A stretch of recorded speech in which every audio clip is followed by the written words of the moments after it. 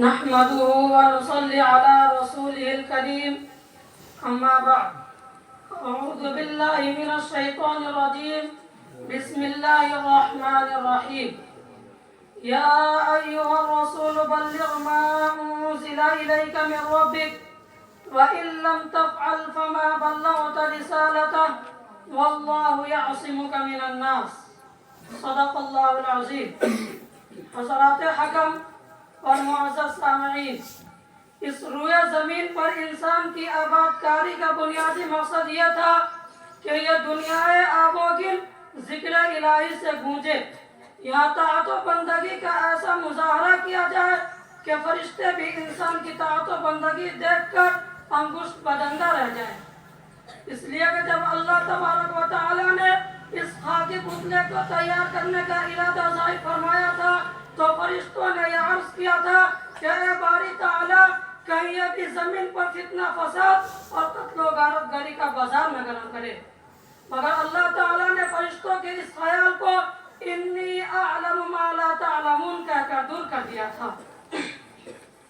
معزز سامعین، رسالت النبوہ کے روحانی سلسلے کا اختتام جس ذات گرامی پر ہوتا ہے وہ خاتم النبیین، سید المرسلین، رحمت للعالمین، داعی اعظم، ہادی عالم، سرور دو عالم، رسول عربی، نبی امی محمد بن عبداللہ کی ذات اقدس ہے. اللہ تعالیٰ نے اپنے پیارے حبیب و محبوب صلی اللہ علیہ وسلم کی بے شمار صفات کا تذکرہ فرمایا ہے،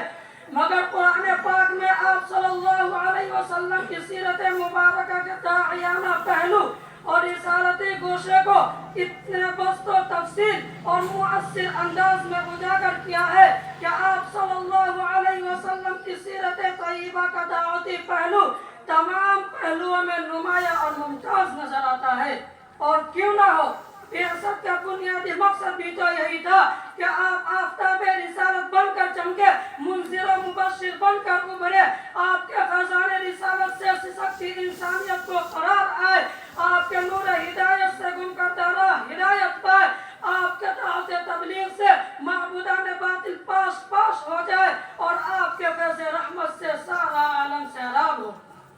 معزز سامعین،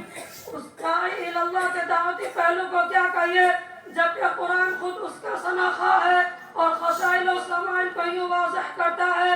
یا ایھا النبی انا ارسلناک شاہدا ومبشرا ونذیرا وداعیا الی اللہ باذنہ وسراجا منیرا. شاہد و مبشر کہا جا رہا ہے، نذیر اور داعی الی اللہ کہا جا رہا ہے، سراج منیر کہا جا رہا ہے، اور منصب رسالت و نبوت پر کتنے پیارے انداز میں سرفراز کیا جا رہا ہے کہ اے محمد، ہم نے آپ کو بھیجا ہے اور داعی بنا کر بھیجا ہے، سراج منیر بنا کر مبعوث فرمایا ہے. آپ آفتاب رسالت ہے، مہتاب نبوت ہے، دلیل راہ ہے. آپ عام آدمی نہیں بلکہ آپ تو ہمارے خاص بندے بن گئے ہیں. اب دنیا آپ کو محمد بن عبداللہ کے بجائے محمد رسول اللہ کہے گی. کتنی عظیم نسبت ہے. لہٰذا اس بار گرہ کو اٹھاتے ہی آپ کو اپنا حق ادا کرنا ہے. سب چین و آرام چھوڑ کر دنیا سے بے نیاز ہو کر ہمارا پیغام سنانا ہے. لہٰذا فانذر کا حکم ملتا ہے کہ اٹھیے اور لوگوں کو ڈرائیے، اور ساتھ ہی ساتھ داعیانہ صفات و عادات پیدا کرنے کا حکم ملتا ہے کہ وَرَبَّكَ فَكَبِّرْ وَثِيَابَكَ فَطَهِّرْ وَالرُّجْزَ فَاهْجُرْ وَلَا تَمْنُن تَسْتَكْبِرْ وَلِرَبِّكَ فَاصْبِرْ. کہ ایک داعی اللہ کو صرف اللہ کی عظمت و کبریائی کا اعلان کرنا ہے، اس کی قدرت و جلالت کو بیان کرنا ہے تاکہ دلوں میں اس کا خوف و خشیت پیدا ہو، اس کی تعظیم و تقدیس پیدا ہو. لہٰذا اے رسول، اپنے پروردگار کی کبریائی بیان کیجئے اور اپنے کپڑے پاک صاف رکھیے، یعنی اپنے ظاہر و باطن کو کفر و شرک اور اصنام و اوثان کی نجاستوں سے دور رکھیے. آپ کو نماز جیسی عبادت کا حق ادا کرنا ہے اور قرب خدا سے ہمارا مستفیض ہونا ہے. یہی داعیانہ شان اور یہی بندگی کی آن ہے، اور ہر قسم کی گندگی سے دور رہیے. اور اس لیے ایسا مت کیجیے کہ زیادہ مال و دولت حاصل کرے، بلکہ آپ کو تو خالصتاً لوجہ اللہ حق دعوت ادا کرنا ہے، حرص و طمع سے بچنا ہے، حوصلہ مندی اور العزمی کا ثبوت دینا ہے، اپنے رب کی راہ میں تمام مصائب و مشکلات اور طعن و تشنیع کا صبر و استقامت سے مقابلہ کرنا ہے۔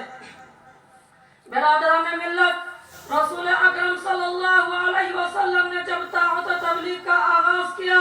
اور وَأَنذِرْ عَشِيرَتَكَ الْأَقْرَبِينَ پر عمل کرتے ہوئے اپنے گھر اور خاندان والوں کو خدا کا پیغام سنایا، تو یہ ایک ایسا انقلابی قدم تھا جو محمد بن عبداللہ کو دنیا کے سامنے محمد رسول اللہ کی حیثیت سے پیش کیا۔ یہیں سے آپ صلی اللہ علیہ وسلم کی ابتلاء و آزمائش کا دور شروع ہوتا ہے، اس داعیہ پر حق صبر و استقامت کا امتحان ہوتا ہے۔ اب تک جو نوجوان صادق و امین تھا، دعوت حق کی پاداش میں قوم کی نگاہ سے گر جاتا ہے، ساحر و شاعر اور مجنون و کائن کہلاتا ہے، ادب و تعظیم کی جگہ بے ادبی اور اہانت کا معاملہ ہونے لگتا ہے، اور مخالفتوں کا ایک لامتناہی سلسلہ شروع ہو جاتا ہے۔ لیکن بھلا دنیا والوں کی مخالفت اس کے مشن کو کیوں کر روک سکتی تھی؟ اس کی بعثت ہی اس خدائی تحریک کو جاری و ساری رکھنے اور بندگان خدا کی رشد و ہدایت کے لیے ہوئی تھی۔ اس کو تو فاصدع بما تؤمر کا حکم ملا تھا، تو اس کو ببانگ دول پیغام حق سنانے کا حکم دیا گیا تھا، اور تاریخ شاہد ہے کہ اس شاہد و مبشر نے اپنی صدائے حق سے ایوان باطل کی بنیادیں ہلا دی۔ برادران ملت، رسول اکرم صلی اللہ علیہ وسلم نے دعوت و تبلیغ کی راہ میں اپنوں اور بیگانوں سے جن جن مصائب و مشکلات کا سامنا کیا ہے، اس کی تفاصیل سن کر دل لرز جاتا ہے کہ اس معصوم انسان پر ناعاقبت اندیشوں نے نہ جانے کیسے کیسے مظالم ڈھائے، لیکن ان کی داعیانہ جلالت و عظمت کا تو اس وقت اعتراف کرنا پڑا جب مشرکین مکہ نے شہنشاہیت اور حکومت کی پیشکش کی اور چچا ابو طالب کو واسطہ بنایا، مگر اس داعی اللہ کا جواب بھی تو سنیے۔ فرماتا ہے، چچا جان، اگر یہ لوگ میرے دائیں ہاتھ پر سورج اور بائیں ہاتھ پر چاند ملا کر رکھ دے تب بھی میں اسلام سے باز نہیں آ سکتا۔ اللہ اکبر، وَلِرَبِّكَ فَاصْبِرْ کی یہ عملی تفسیر کون پیش کر رہا ہے؟ وہی نا جو سید المرسلین ہے، شفیع المسلمین ہے، رحمت للعالمین ہے، اس کے علاوہ اور کون ہو سکتا ہے؟ ذرا سیرت و تاریخ اٹھا کر دیکھ لیجئے کہ اس طرح زندگی کا ہر لمحہ دعوت و تبلیغ کا مظہر اور نمونہ ہے۔ وآخر دعوانا الحمدللہ رب العالمین۔